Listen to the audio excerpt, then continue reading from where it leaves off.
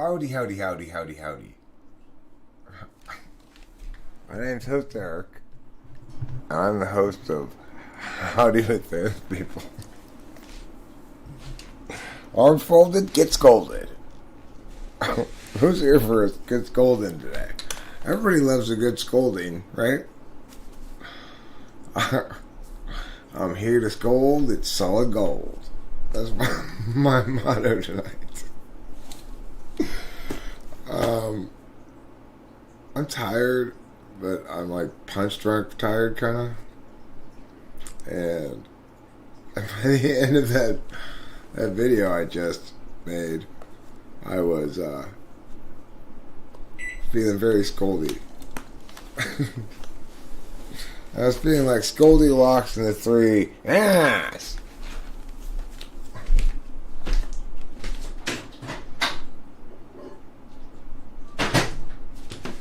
Goldilocks. Goldilocks is a good superhero. A girl with blonde hair and several enslaved bears who goes around and scolds people. Damn, Goldilocks scolded the shit out of me. What am I going to do about that? I wonder if the title discourages people from showing up at the stream. Granted, I mean, it is 1 a.m. here. It means it's 4 a.m. on the East Coast. Not probably the best time to live stream, but still, I know I probably wouldn't want to go to a live stream that seems to promise to scold me. Now, I'm not actually planning on scolding anybody tonight, though. So, of course, if you stayed away because you're concerned about getting scolded, you're not going to hear that.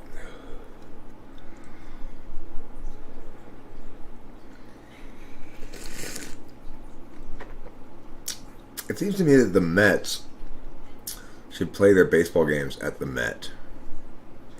I'm sure if they move some of the paintings and stuff out of the way, they could have enough room in there for a baseball diamond. They move like the dinosaur exhibit or whatever. Get out of the way, dinosaurs. The Mets are here to play.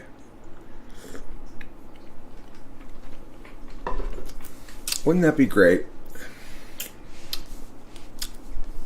if baseball were to pass a rule that prohibited the Mets from ever playing anywhere but the Met? That would be great. I agree.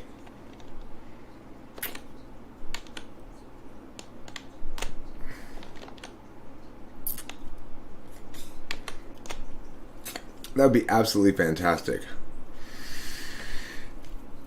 So, how are we going to make that happen? Is Bud Selig still a commissioner of baseball? What we need to do is get somebody to seduce Bud Selig and take pictures of it and extort him to pass a law in baseball that says the Mets can only play at the Metropolitan Museum of Art in New York City. That they did it to themselves with their name. I think that's fair.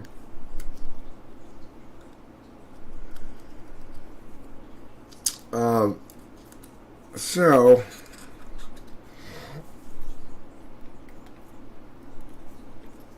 I guess you could say I'm feeling very subjective right now. I'm feeling like a subject who's subject to the subjectivity of other subjects.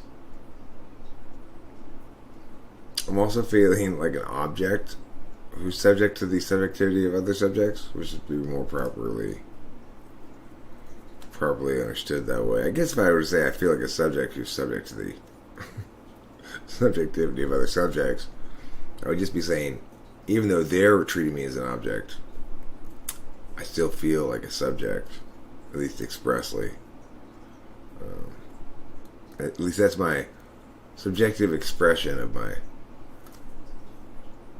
what I want to reveal about my agential self. It's probably true or something. I don't know. One can never tell with things like that whether they're true or not. Truth is a coy and coquettish nymph. That's a good expression right there. Truth is a coy and coquettish nymph. I'm gonna write this down, of course, because I've been meaning to start collecting sentences. This is not a good example of the kind of sentences I've been meaning to collect, but I'm gonna write it down anyway, because that's just the kind of guy I am.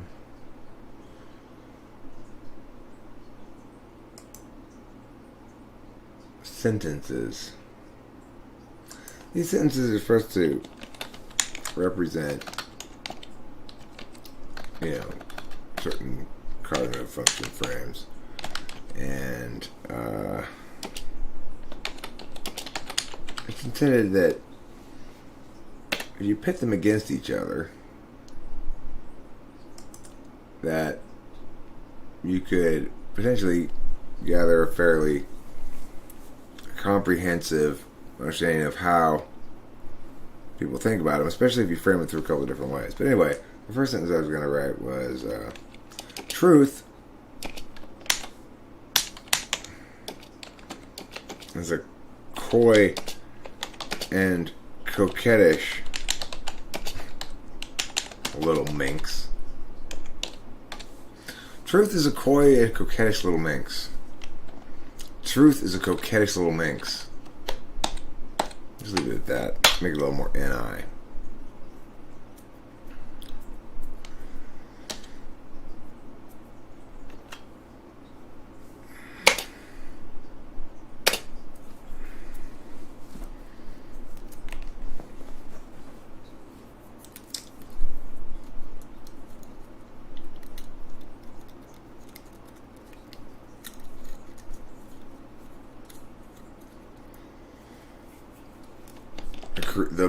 The most creative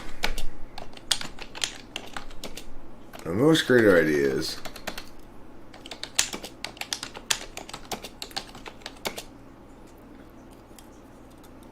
anticipate and prevent problems.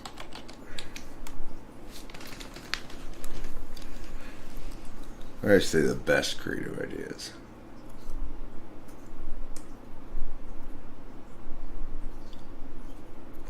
I have to say, creative ideas that anticipate and prevent problems are better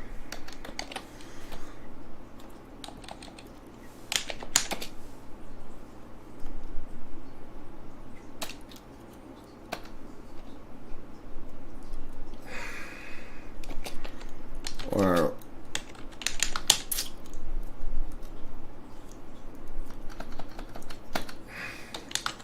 are preferable to those that present opportunity for gain. Creative ideas that anticipate and prevent problems are preferable to those that present opportunity for gain. I'd agree with that, though. That's the interesting thing. I totally agree with that.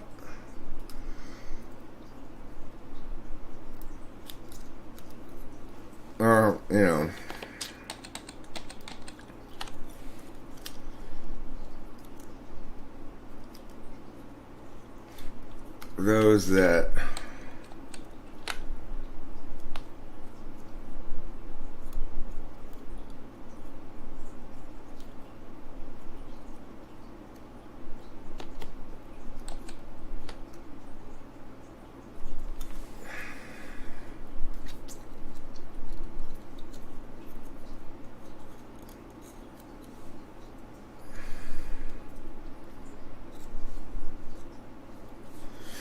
preferable to those that explain the way things are.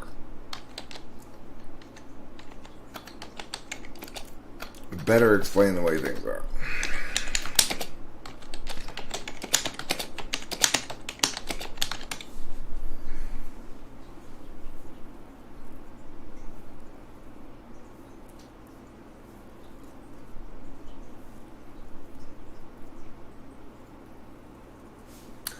Creative ideas that better anticipate problems are preferable to those that better explain the way things are.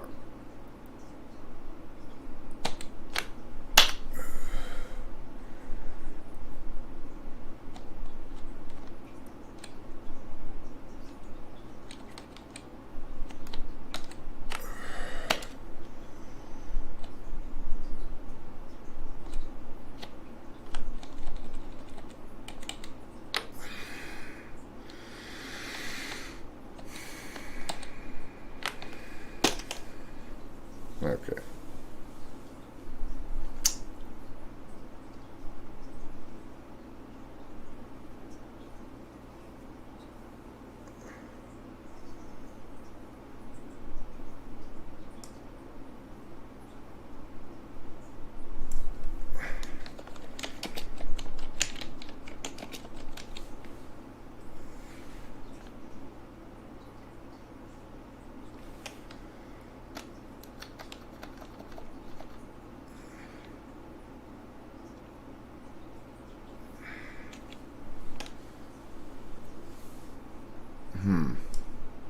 Well, it's a little bit too much work for me on my brain right now.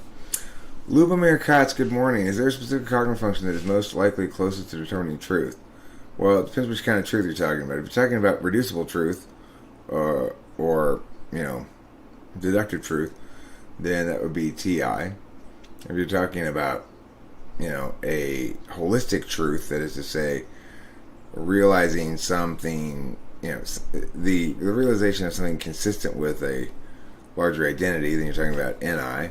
If you're talking about resonating as personally true to you, then FI. Normally when we're talking about truth, though, we're talking about statements. Creativity equals good. And how do judging perceiving functions relate to the subjective objective truth? Well, so, each function relates to it differently. Like, as I articulated in the video I just made, every function is of the subject, and it relates to objects and fields in certain ways. So,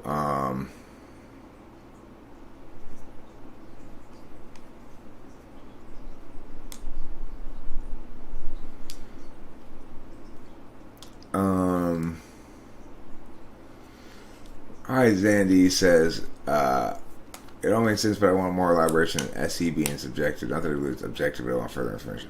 Well, the thing is, SE is subjective in that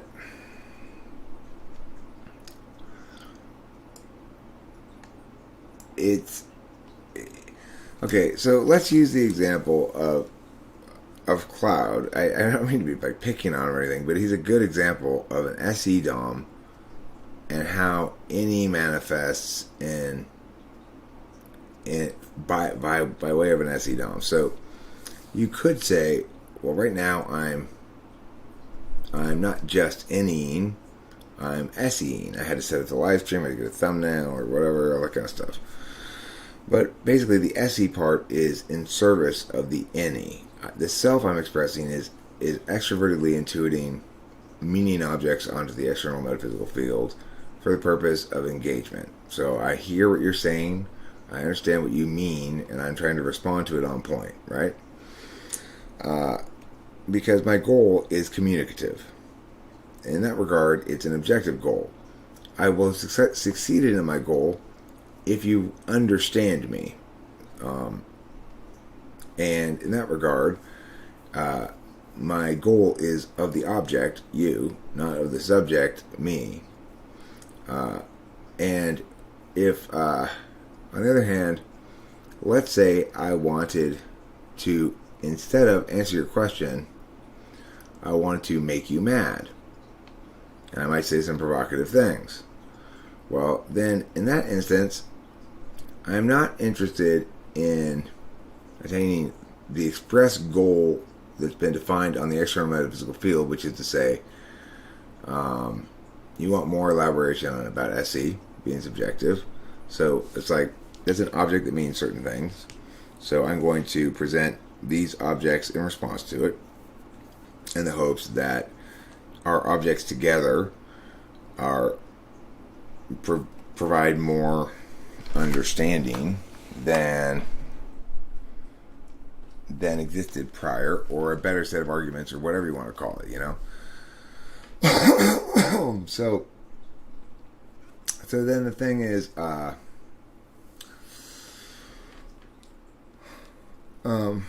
what makes SE subjective? Well, Cloud's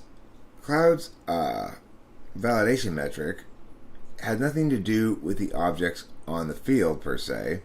In other words, he gets bored if people aren't engaging him enough. In other words, if people aren't being provoked by him enough. He's not engaging the ideas on the field for any purposes other than his own subjective purposes. Namely, he, as an SE person, it's his nature to kick anthills, right? You can think of SE as kicking the anthill. The ants are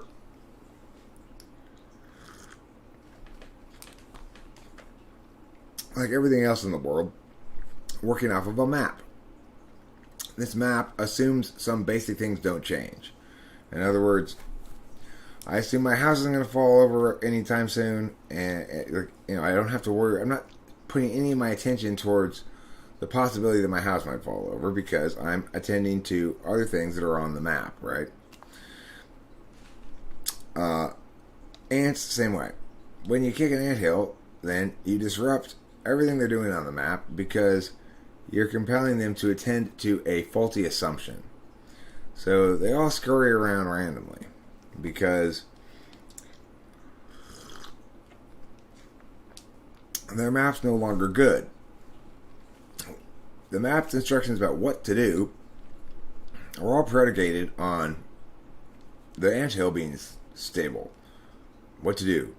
Well, go to this part of the anthill, leave the anthill, come back to the anthill. It's like, if the anthill gets kicked, then all of a sudden the map's invalidated. The map fundamentally is the objective or communicative version of reality. By disrupting our ability to communicate effectively on just map grounds, when Cloud does that, he renders our communications simply an impact of his behavior. In other words, he doesn't see them fundamentally as communicative, like to learn things. They're communicative as in to establish identity stuff, like I'm so smart or whatever, and to take action, to make people mad or happy or whatever.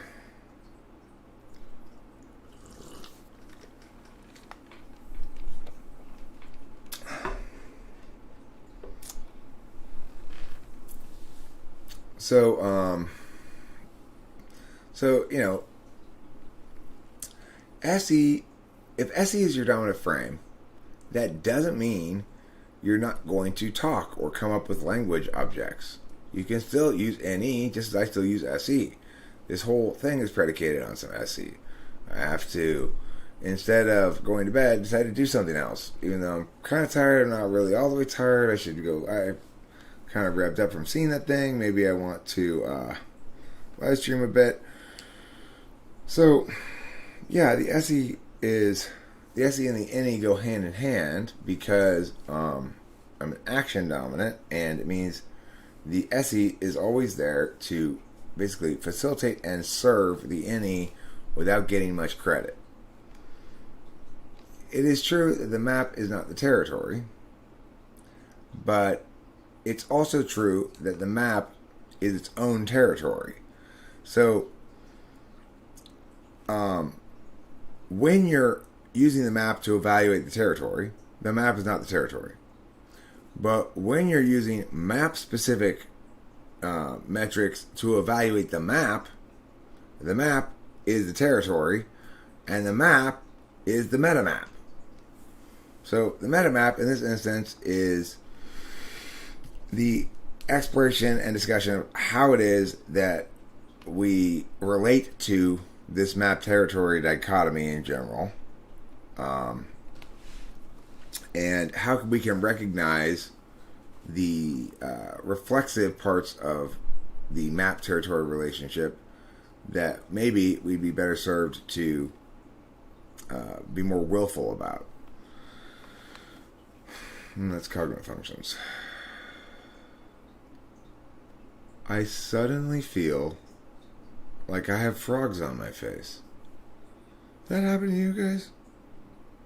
Well, Steely Bob, it was going fine until a second ago when I suddenly felt as though I have frogs on my face. With their little paws. Their little frog paws. I'm pretty sure a frog's foot is not referred to as a paw.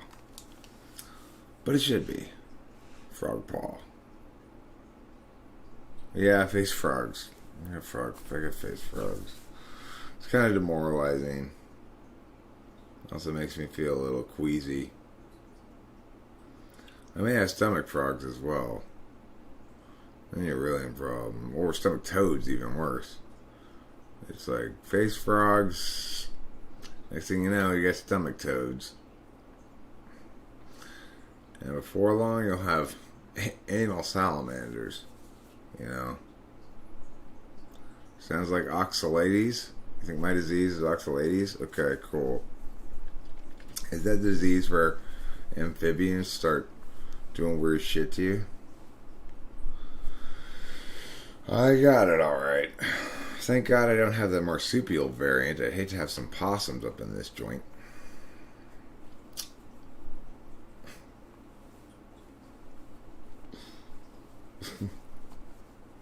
Up in this joint. That's youth talk for near me. I'm going to smash that thought in the Rari. That's also youth talk. It means I'm going to have sexual intercourse with that promiscuous young lady in the Ferrari sports car.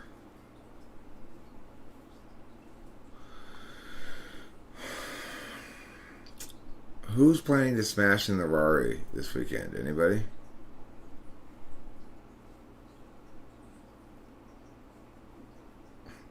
Young people smash in the Rari while looking at dank memes. It's well established. I've done a lot of empirical studies on the matter. Empirics are the only thing that matter. You know that.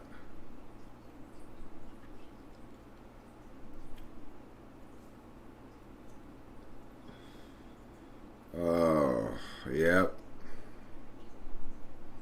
I can feel the salamanders climbing in and out of my butthole. I've got anal salamanders. Go along with my face frogs and my stomach toads. Celibacy, huh? I've heard of that. And that's where you have frogs where your feet should be, right? No worms. I've got face frogs, I've got stomach toads, I've got anal salamanders, and what's another kind of amphibian? Are there any more amphibians than that? Amphibia, I mean. I'm sorry, did I mispluralize my nasal ginks? Nasal ginks. Okay. Ginkgo lizards or gecko lizards. Gecko lizards are probably reptiles. Oxalatio? Is that your Mayan name? Thane Townsend? Thane Townsend's Mayan name is Oxalatio. You don't pronounce the X like an X, though. Newts, right. I've got nasal newts. I like the inclusion of nasal. I got nasal newts. I got face frogs. Got stomach toads, and I got anal salamanders. So listen, if you ever meet a girl named Exochilt, her name's not pronounced Exochilt. You could be easily fooled by this. You should know, if you ever think you might have a chance to pick up on some random Mayan chick, right? Could be just Mexican chick who's like parents were into stupid La Raza stuff, right? But anyway, she might tell you her name is X. You might have a name tag on, right? Like that. Like at the movie theater one time, a long time ago, there was a girl there behind the counter. She had a name tag on. And it said Exochills. So after I'm like, Exochills? Your name's Exochills? And she said, no. It's pronounced Xochitl.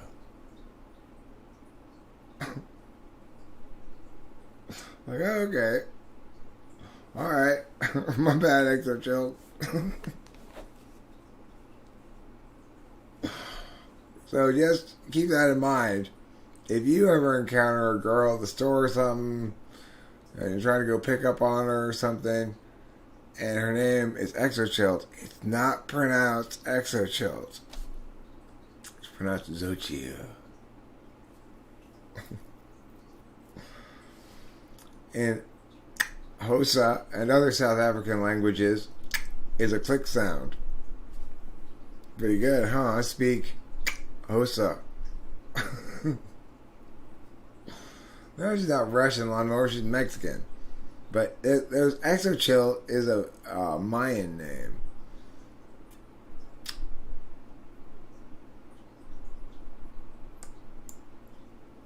Yeah.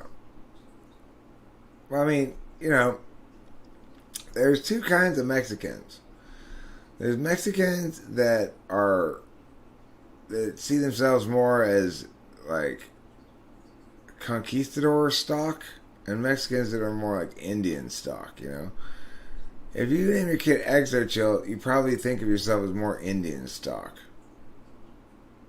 Like, you know, Indian, by which I mean Native American, by which I mean Native Mexican, by which I mean feather not dot, but Mexico style. So caliente feather not dot, you know.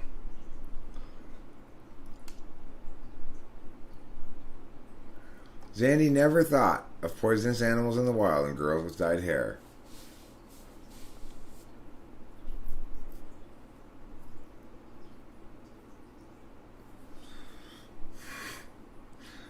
You know, Lawnmower, there aren't very many girls who don't have dyed hair. I'm pretty sure most girls have some sort of dyeing history with their hair. They just can't keep their little paws off of those various beauty products. Is it possible to successfully hit on your type supervisor?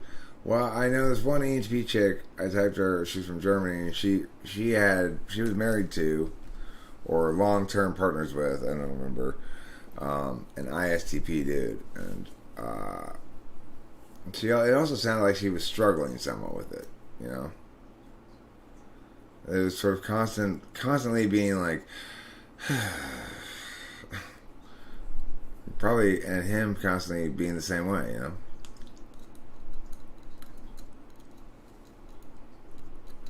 Hey, one more. That's the fad nowadays.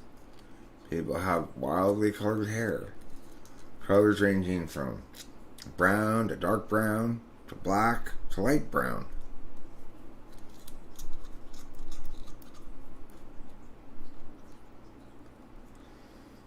Right. Poisonous things in wild animals have venom. Toxic wild animals are those who were raised in an abusive environment. You can't heal them. They're going to take out their toxicity on you. They'll be passive aggressive.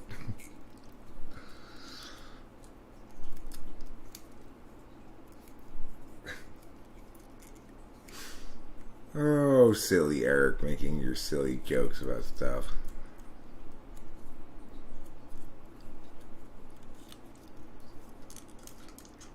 I was thinking about some joke earlier. Too bad I've forgotten it. I'll make up a new joke right now.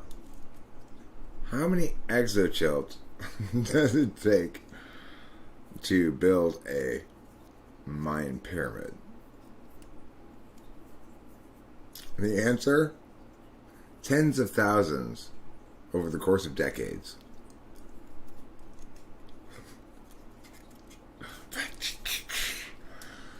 Eric, that's not funny. There's no punchline there. You're describing the actuality of Mayan pyramid building, ignoring the fact they probably didn't have that many people named exochills on their workforce. Well, they should have. If you're going to have exochills in your society, freaking take advantage of that. Like every other person, name your kid exochills. I wish my parents had named me Exo Eric. Exo Eric with an exoskeleton. Exochill, the problem with it being named Exochill, I guess, is that it does tend to elicit thoughts of an exoskeleton, which elicits thoughts of an insect. So if you're an insect-like looking person, you should not name yourself Exochills, because it'll just further the link in people's minds between you and an insect. In fact, people will probably start calling you accidentally Freudian slipping and saying, "Hey, exoskeleton, I mean Exochills. My name's Zochiel." Shut up, Exochills with you. Zochiel. Look at it. Exochills. That's your name. Deal with it.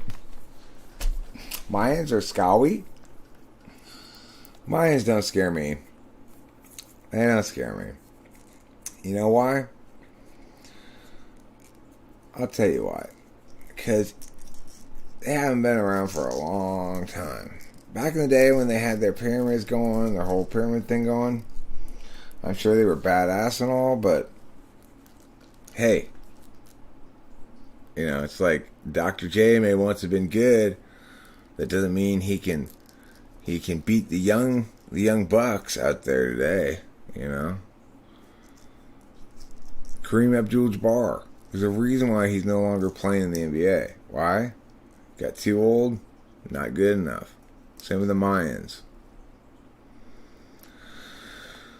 Saying the Mayans are scary is like saying you don't want to play Bill Walton a game of basketball.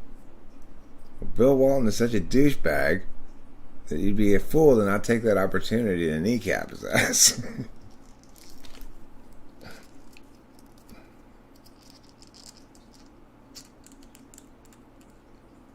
Well,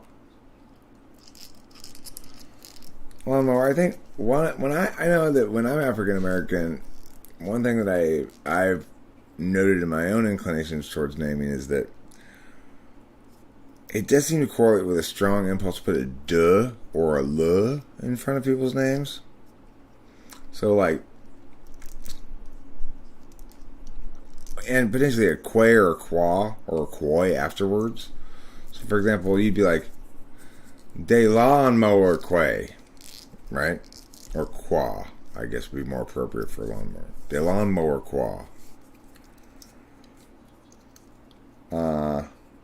Freddie Forgiato would be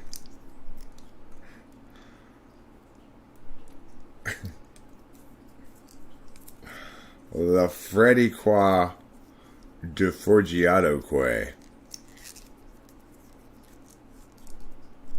That's how you Africanize a name. You know.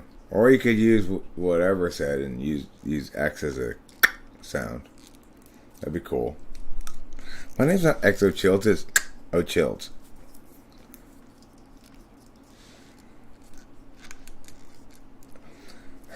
The opposite of Exochill is intradult mic drop. Intradult mic drop? Is that a name? Intradult mic drop. Like Ferguson or something.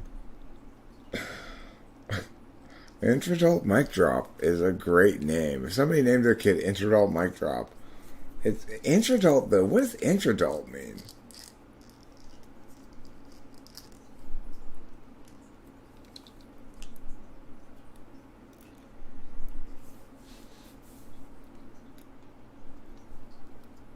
There's too much homogeneity in baby names. Parents should be forced to, by law, to grab a handful of Scrabble tiles and construct a name from that. Well, maybe they should just sort of expand the scope of their possible names to assorted verbs, adjectives, and so forth. Like sullenly.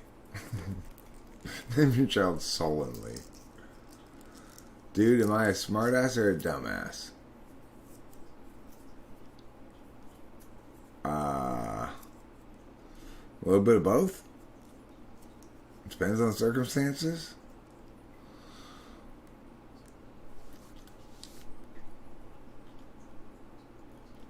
You mean there's another DeLon Mower Quay? I didn't know that.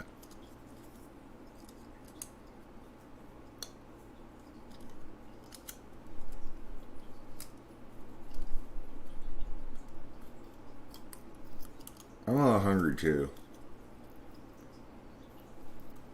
I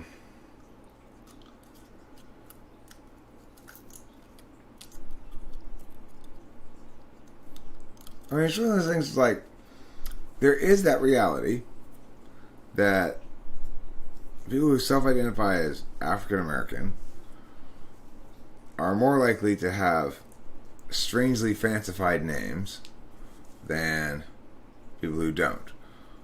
It's simply a reality, right? Sure. I'll do it again. No problem.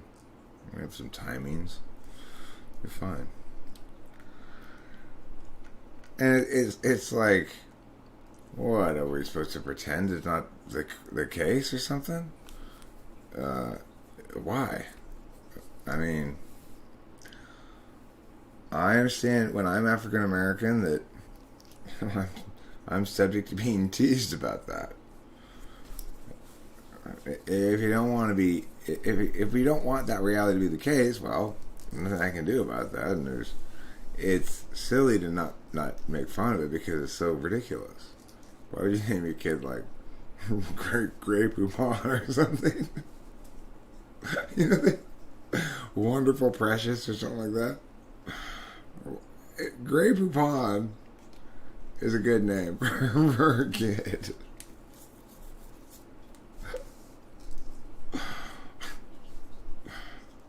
I mean, Elon Musk didn't do any better. What was his kid's name? Like XO9042 or something? It's just as ridiculous. For me, it's more ridiculous. Let's be frank about it. Of course, he's African too, But he's actually African. Unlike black people who aren't African at all. Unless they're from Africa.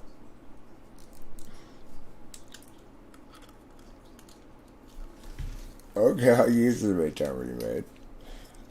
That's fine.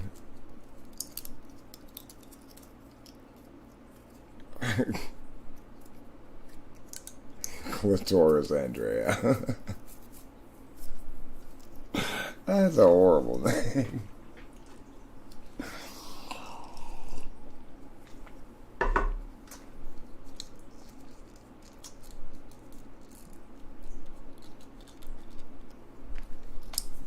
Archangel something.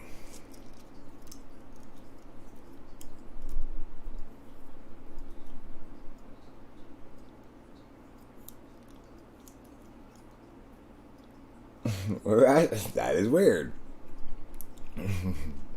I'm sure those are probably made up or Erica McBride. Come on.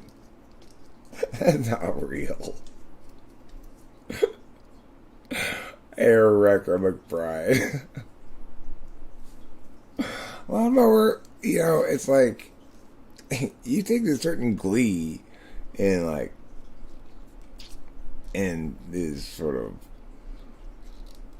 anti-feminist positions, and it's like, just chill out. Just chill out. I conflated what two?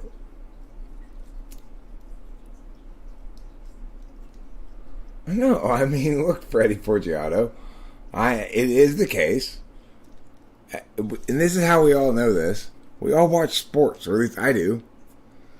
That you see lots of ridiculous names for people who self-identify as black, and they're of a particular kind. I worked in schools before too, in areas where there were more black students, and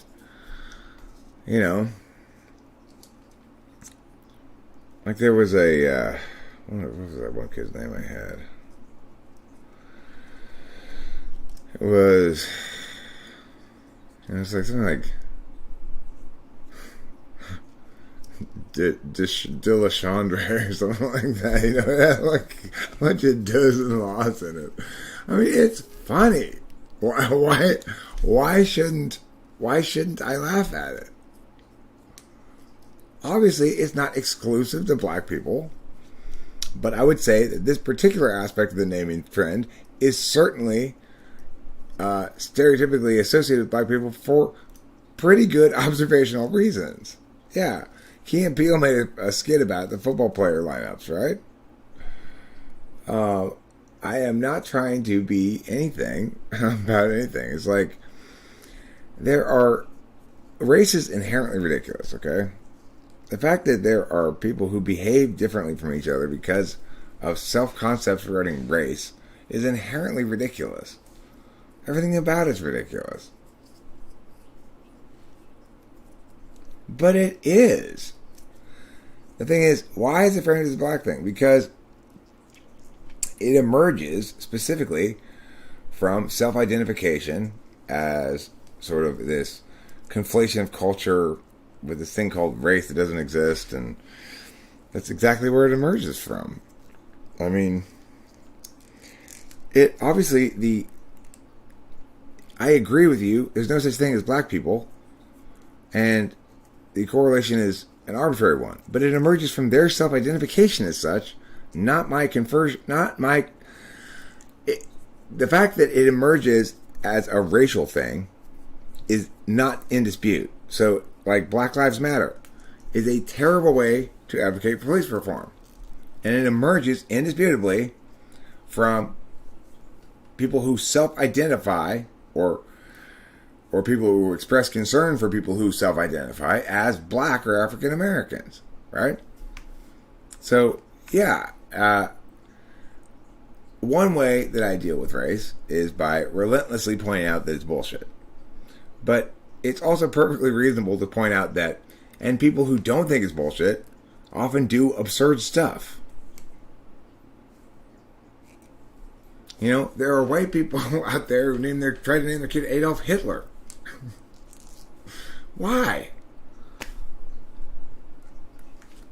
But note that that's a different kind of ridiculous than de la Shah de Condwandre or something, which is specifically a ridiculousness that links to that particular wrong manifestation of an idea, that particular manifestation of a wrong idea, that races are distinct.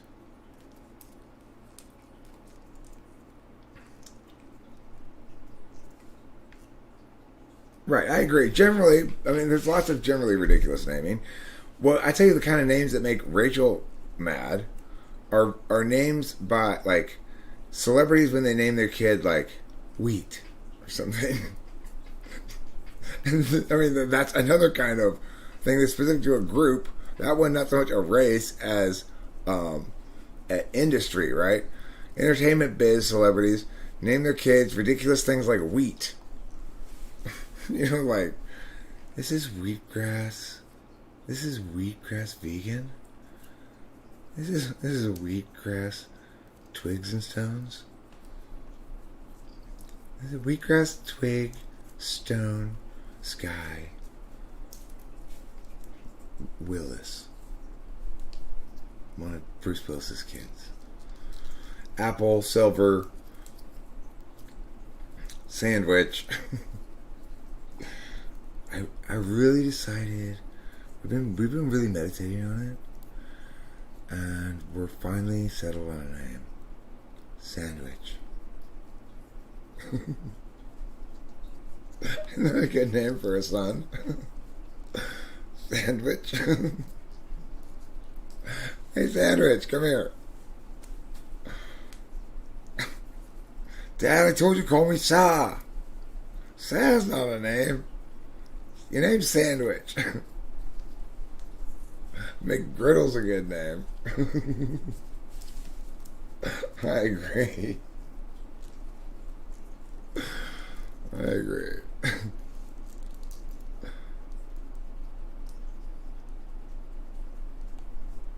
No, not remotely.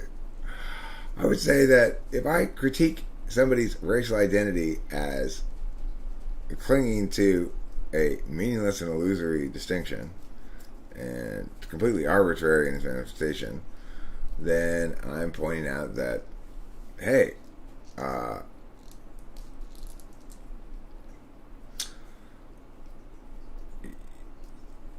what your frame of reference is not only wrong but bad. That's very different than saying your identity is bad. It's like, in other words, there's a very easy way out of any critique on race, which is all they have to do is go, okay, I agree. I am not, in any meaningful sense, a representative of any race. XAEA 12. Right. Old MacDonald had a farm, XAEA 12. Did Elon Musk say that's pronounced like Xavier? Well, I mean, why isn't it pronounced like ZI 12? I want that made clear for normies.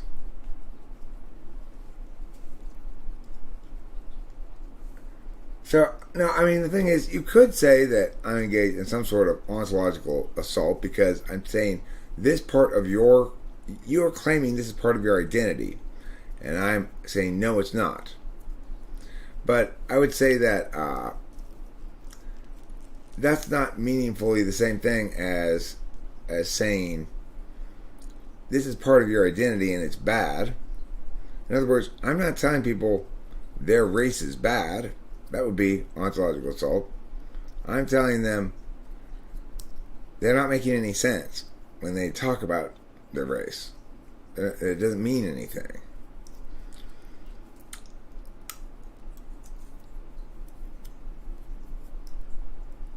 Hey. A little less plain talk and a little more insinuation around here, Freddie Forgiato. We don't want any understanding occurring by accident. We've got to scuttle and shade and obscure our meanings at all times. Helps us to be enigmatic. If you want to advance up the spirituality belt schedule that I've set up, I'm black belt. Basically, everyone else is either white or yellow belt right now. If you want to advance, you're going to have to internalize these truths that I'm spitting at you. Internalize the living fuck out of them. Why so many West Africans in Olympic sprinting? They tend to be tall and skinny. And that's long distance. West Africans. West Africans? What's on the west coast of Africa?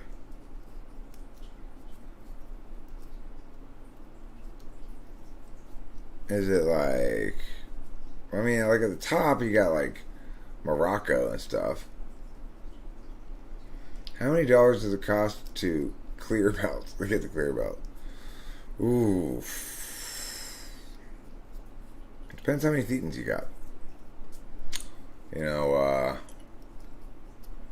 I tend to try to charge by the thetan, by the pound. One day, I was surprised they were still alive. I removed nearly 600 pounds of thetans from a person's brain. Like, how the fuck did you fit all those thetans in there? Kenyans? Kenyans are on the West Coast? Wait, which coast is the West Coast? No, they aren't. The West Coast of Africa faces the East Coast of the United States, right? So,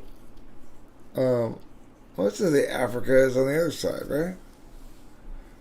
Like the ports and the cities and stuff. There are a lot of fast Ethiopians too, because they're tall and skinny, as they can run long distances. But that doesn't necessarily correlate with sprinting.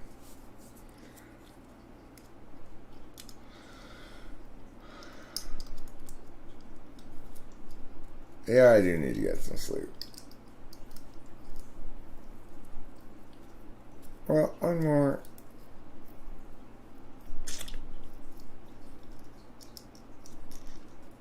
Don't bother noticing things like that, because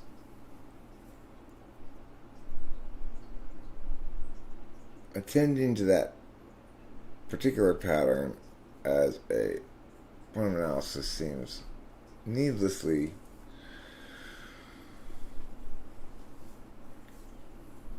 anthropological about the matter.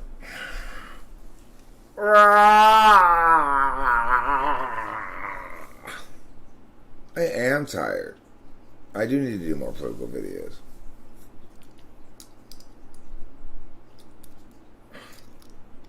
Okay, did I want to have open season on generalized statement about people race, specifically one race? No, I did not want to have open season on that shit. Just because I laugh at one particular thing is not a reason to think that I want to have a big discussion, a series of stereotypical things we can say about anybody, any particular race, but especially repetitiously about one race. It's ridiculous.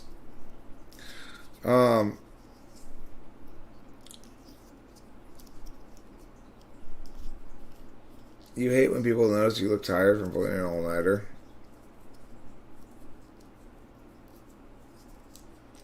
David Sanderson, people have no understanding of the difficulty in building something up to where even this currently is. It takes a long time. And all the time I'm putting into that new channel, which would be non-monetized, not that it's about money at all, but it's not time that I'm putting into this channel. And it's suggesting that I just generally take a different approach to everything. It's one thing that, it's one thing to say, okay, well, let's take this action to meaningfully impact things. Another thing to say, let's change the way you behave from this point forward. That's a much taller order, right? So it's typical. It's a typically kind of typically kind of TE frame, I guess.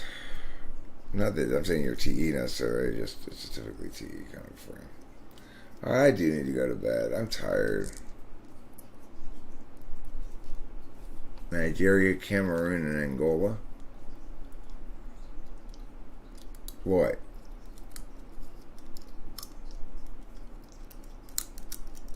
That's some good geography knowledge.